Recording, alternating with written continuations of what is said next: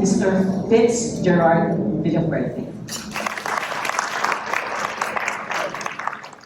Welcome everyone to my presentation, which is all about discussing financial wellness across different life stages. Okay? So, just a little bit more about me. My name again is Fitz Villafuerte. I try to say my name as often as possible because most people call me Fritz. I think that's a more common name, but I don't have a letter R, so it's just Fitz. Fitz Villafuerte, and I am a registered financial planner, an entrepreneur, and also a content creator. So if the people on my table would see, I am actually recording myself as a content creator. But fun fact about me, I am also a civil engineer. So in recent weeks, I've been contemplating siguro dapat nag-contractor ako. So, but instead, I put up a financial consultancy firm. And I'm very happy about that because I know I am able to help a lot of Filipinos, especially in planning for their retirement.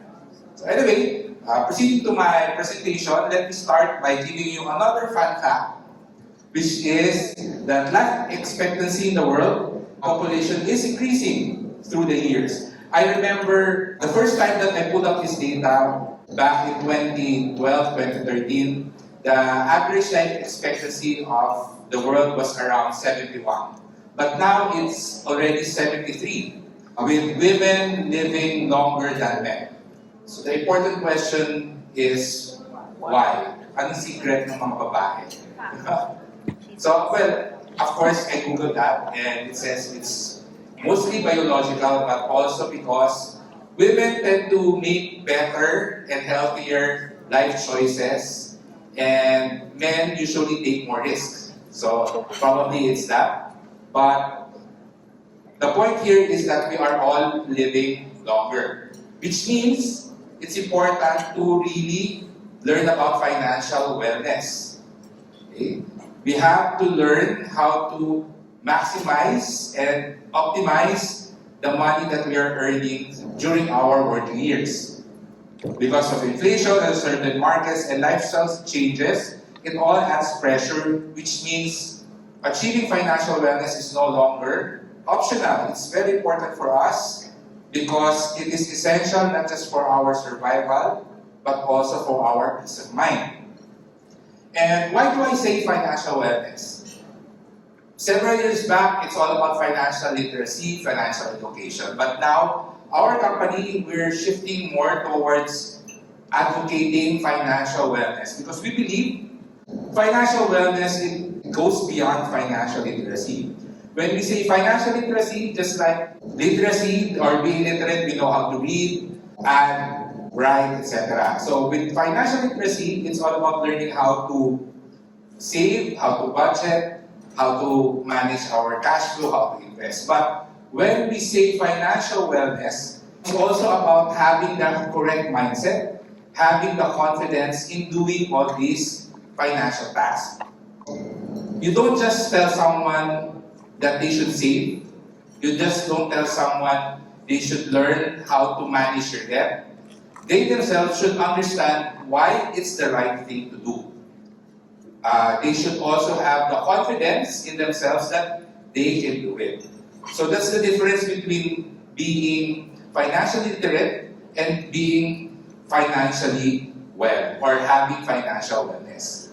Of course, the 4 pillars of financial wellness is learning how to budget, learning how to save money, protecting that savings or protecting your money, and having the right decision-making skills when it comes to investing. So if one of these pillars is missing, then the whole structure is at risk, and I've seen this so many times with our clients. Someone could be earning a lot, but they're not really investing, so their money is being eaten up by inflation. On the other hand, someone is earning a lot and investing, but they don't have financial protection. So one financial emergency, one major illness that comes to the family, then all their savings are gone. All the investments, they have to redeem it at a loss because they didn't have an emergency fund or proper adequate insurance. So it's really important to have protection and at the same time invest your money, but at the basic level, you should know how to manage your cash flow and also save. It's also important as trust practitioners that financial wellness is a journey. And that's actually an advantage for all of us because once we get a client that's still young, we can expect having a long-term relationships with them. We're not selling something na one time lang nila kailangan. We are actually establishing a lifelong relationship with them because we want to be there for them during their financial journey. So it is a journey with different goals and priorities at every stage. And as trust practitioners, we are here because we have the tools and the products and the services that can help them achieve financial wellness throughout their lives. What are the experiences of our clients during their major life stages? We have the Gen Zs, those who are in their 20s and 30s. These are people who are more focused at building strong financial foundations. Their main concerns are managing debt and building an emergency fund. It should also be important for them to start investing as early as possible. A lot of Gen Zs today, they think, I'll invest later, I want to enjoy my income first. That's something that we should learn how to work around with. I really don't like it when people say, travel ka na travel, wala ka namang ipon. But you don't have to choose. You can save, but also experience things like traveling. So I think that's something that we should learn to work with. I know we already have these financial strategies in mind that we usually advise our clients, but as you will learn later, there is a better way to approach this. Okay? So the earlier the clients start investing, the more they benefit because of compounding growth. Now we have our millennials. So at this point, these are already millennials, those who are already in their 40s, mid-career. Most of them are already growing their family and their financial concerns revolve around that. Okay? This is also the best time to maximize your retirement savings and investment earnings because usually in your late 30s, early 40s, these are your best earning years. You will be earning the most money during this time. Okay? Pre-retirement, those who are in their 50s and 60s, you start to really think about retirement. This is when you should really start making projections. And more importantly, when we do retirement planning at seminars, this is also the time when you imagine what exactly do you want to do during retirement. A lot of pre-retirees, they plan to put up their own business when they retire, which is good because that will give them cash flow. But we encourage them, what type of business are you thinking about? Are you planning to study entrepreneurship? Are you planning to get a franchise, put up your own business? So these are the things that you should help them realize. Okay? Retirement is not just getting pension and getting your retirement pay, but it's more important to guide them through their daily, weekly, or monthly routine will be. Because retirement planning is all about sustaining that retirement lifestyle. This is the time when clients often need retirement projections. And I think we are in the best position to guide them through that. And finally, during retirement, 60s and beyond, the focus mainly shifts toward sustainability. We want the money to last as long as they can. There are several strategies here. I have a colleague who believes that the last check that you should write is for the undertaker, which means you should be able to maximize all your money and you don't really have to think about leaving money for your kids. If you were able to educate them through the earlier years, then they should already be okay with their money. So it really depends on the client, what they want. And the thing here is we should really think about breaking the cycle of the sandwich generation. This is really the biggest concern and issue that I see among our clients. A lot of these millennials and Gen Xers, after taking care and providing for their children, their financial concerns usually shift towards not their own retirement, but taking care and supporting their parents.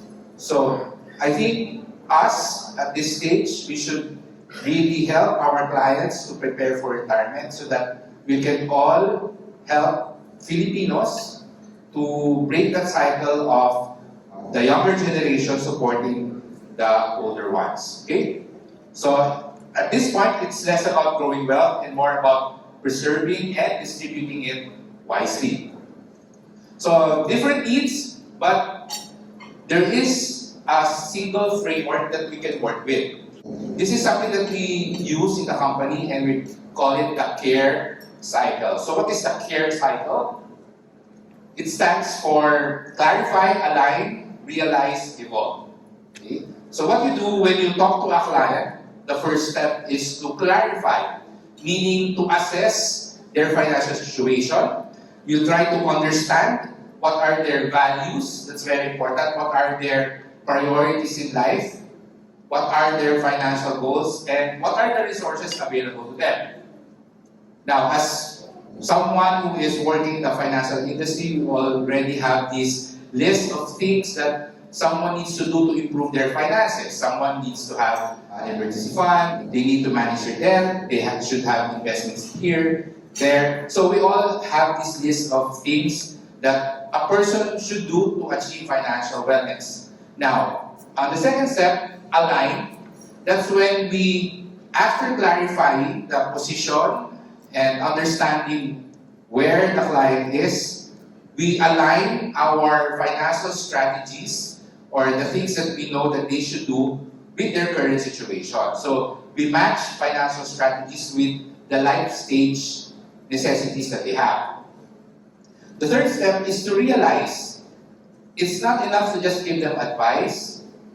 More often than not, we really need to provide a client specific things that they need to do, specific tasks that they should accomplish.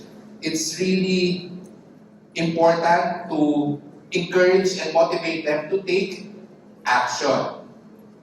I've had clients who would ask me for financial advice, but they would never really take action until I told them the steps that they need to take. For example, I have a client who wants to plan for retirement, and I just simply told him, invest in the stock market or an equity fund.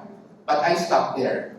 Ending, he didn't really do anything. Not until I told him, these are the list of stockbrokers that is near your office. These are the equity funds offered by the bank where you receive your salary. I want you to call these offices, go to your bank, ask for a UITF application, and open an account. Sometimes we have to do that. Okay? That's the realized step. And lastly, evolve.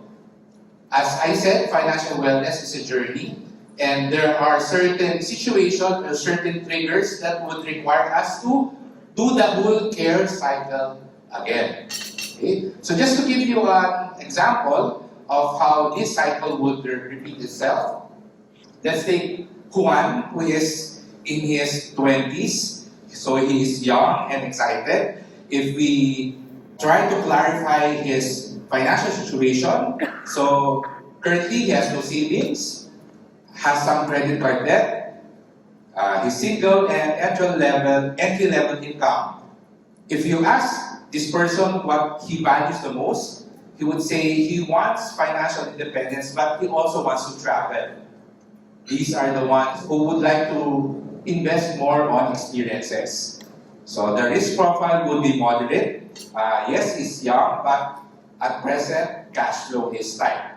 So, when we align what are the immediate priorities, for me, I think the first priority is to build a starter emergency fund.